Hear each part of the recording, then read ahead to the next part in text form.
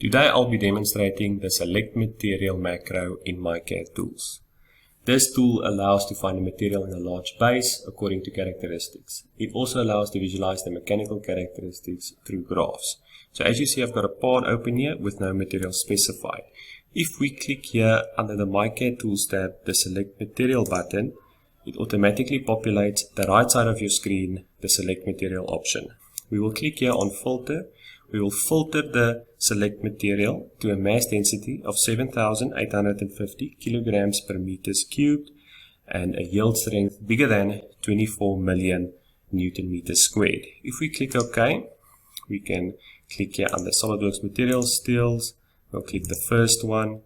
As we can see here, the physical properties of the steel, the appearance. We can also see the curves as I spoke of earlier, the stress-strain curve in this case. We will click apply. It automatically applies to the material as we can see on the left. Thank you.